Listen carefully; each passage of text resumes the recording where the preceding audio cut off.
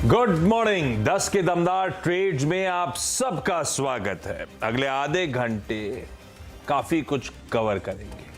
देश के 4 जानी माने टेक्निकल एक्सपर्ट्स जुड़ेंगे, उनसे बातचीत होगी। ये समझा जाएगा कि इस समय बाजार जब 45 मिनट पहले खुल चुका था, स्क्रीन्स पे देख के कहां पे दाव लगाने का मन।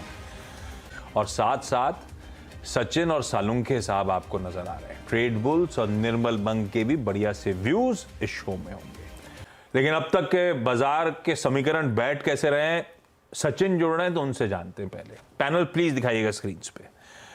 सचिन, रह दे कि मोमेंटम तो बढ़िया है।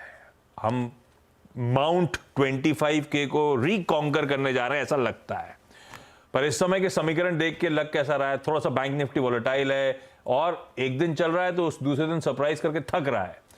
तो ऐसे में बाजार का समीकरण बैठ कैसे रहे? 24,800 पे आप लोग निफ्टी पे बायर हो या वेट एंड वॉच कर रहे हो? Good morning Ashish ji, good morning Harshada and good morning to all the panelists. Clearly जिस तरीके से मार्केट की आउट परफॉर्मेंस है स्पेशली निफ्टी में, मुझे लग रहा है वो कंटिन्यूड ही रहनी चाहिए। एंड इस हफ्ते के शुरुआत में ही हमने एक व्यू बनाया था कि कहीं जाकर मार्केट 24,940 के आसपास का जो एक डेली चार्ट्स पे एक गैप एरिया है, वो गैप एरिया फिल करने का अटेम्प्ट करेगा। तो आई थिंक अभी तक निफ्टी की चाल तो वैसे ही रही है। मुझे लग रहा है यहाँ से भी एक काफी अच्छी एलिवेटेड मूव अनफोल्ड होनी चाहिए। ओवरऑल 25,000 का भी जो हर्डल है, मुझे लग रहा है अगले हफ्ते जो एक्सपायरी है उसमें वो पार हो जाना चाहिए। एंड कहीं जाकर ये ट्रेंड मोमेंटम 25,450 तक एक्सटेंड होगा। रही बात बैंक निफ्टी की, तो जो अंडर परफॉर्मेंस अभी तक हमने देखी है, मुझे लग रहा है इस हफ्ते में काफी अच्छी स्टेबल प्राइस एक्शन यहाँ पर अनफोल्ड हुई है। 50,000 के बेस को इसने काफी अच्छी तरह मेंटेन किया था एंड वहां से ग्रेजुअल अपमूव पिछले कुछ दिनों से नजर आ रही है। काफी ऑलमोस्ट 3 महीने के बाद अपने 5 and 20 एक्सपोनेंशियल मूविंग एवरेज के ऊपर इसने एक स्टेबिलिटी दिखाई है when it comes to price action. And जिस तरीके से इसका RSI है डेली पे, तो मुझे लग रहा है वो भी काफी अच्छी तरह इंप्रूव हो चुका है। आज की रीडिंग ऑलमोस्ट 50 के ऊपर है, जो लगभग 1 महीने पहले हमने देखी थी। तो मुझे लग रहा है रिकवरी प्रोसेस काफी स्ट्रांग रहा है निफ्टी का। एंड वहां पर मुझे लग रहा है बैंक निफ्टी का कंट्रीब्यूशन अभी से ऐड हो जाना चाहिए। जिस तरीके से आज का भी डेटा है, लगभग कॉन्फिडेंस लेवल एविडेंट है 50,600 के पुट राइटर्स में। तो मुझे लग रहा है बेस कहीं जाकर 50,700 के आसपास वेल एस्टैब्लिश्ड है। And on the higher side एक अच्छी एलिवेटेड रैली बन सकती है 51,500 तक की। तो मुझे लग रहा है कंट्रीब्यूशन वाइज निफ्टी बैंक का कंट्रीब्यूशन यहाँ से काफी अहम होगा, जिसके वजह से मार्केट में एक अच्छी पुश मिलेगी और 24,940 तक ये पर्टिकुलर रैली निफ्टी में भी एक्सटेंड होगी।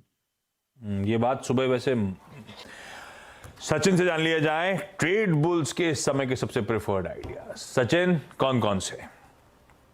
आशीष जी, यहाँ पर बैंक्स में मुझे लग रहा है HDFC बैंक तो काफी स्टेडी है, बट मुझे लग रहा है ICICI बैंक का भी कंट्रीब्यूशन यहाँ से अहम होगा। जिस तरीके से अभी तक प्राइस परफॉर्मेंस रही है, लगभग अराउंड 1170 1165 के जोन में एक अच्छा बेस इसने बनाया है, वहीं से एक अच्छी एलिवेटेड रिकवरी हो रही है।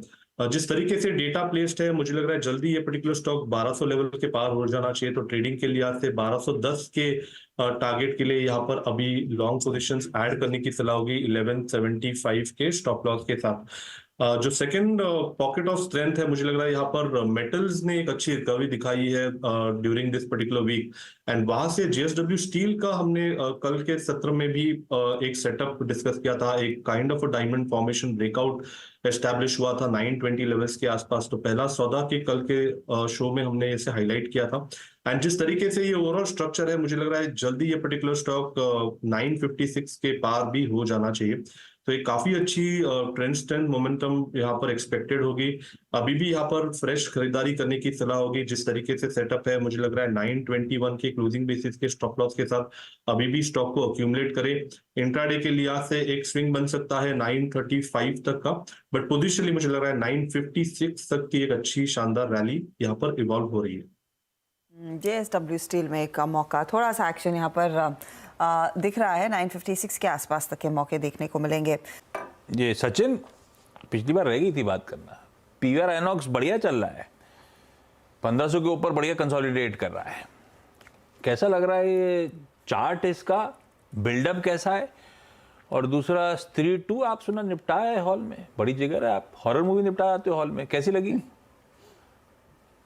आशीष जी, मूवी तो काफी शानदार है। इनफैक्ट आई थिंक पार्ट 1 से भी काफी बेटर लगी मुझे, एंड हाँ। काफी एंटरटेनिंग है। आई थिंक हॉरर कॉमेडीज का कॉम्बिनेशन काफी रेयर होता है, एंड वहां पर काफी अच्छी परफॉर्मेंस डिलीवर की है। एंड उसी का आई थिंक रिस्पॉन्स यहाँ पर नजर भी आ रहा है, जिस तरीके से इसके कलेक्शन रहे। मैं जब इस शो देखने गया था तो ऑलमोस्ट फुल था थिएटर, एंड उसके लगातार पिछले शोज भी फुल थे।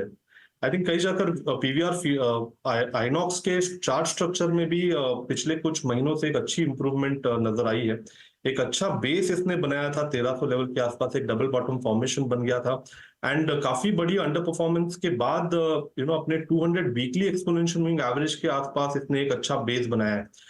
ये बेस ऑलमोस्ट आई थिंक 8 महीने के स्ट्रक्चर के बाद बनाया है, तो मुझे लग रहा है काफी अच्छी इंप्रूवमेंट यहाँ पर ऑलरेडी एग्जिबिट हो रही है। सो ट्रेडिंग के लिहाज से भी पिछले कुछ हफ्तों से हम इसमें एक लॉन्ग बायर्स के साथ ही चल रहे हैं, एंड जिस तरीके से अभी भी स्ट्रक्चर है, कॉन्फिडेंस लेवल है कि ये रैली लगभग 1630 तक भी एक्सटेंड होनी चाहिए। तो अगर किसी की एग्जिस्टिंग लॉन्ग पोजीशन है तो रिटेन करने की सलाह होगी। फ्रेश लॉन्ग पोजीशंस के लिए स्टॉप लॉस होगा लगभग अराउंड 1485 पे on a weekly closing basis. नहीं, सिर्फ पुणे की कहानी नहीं है, मुंबई में भी यही हाल था।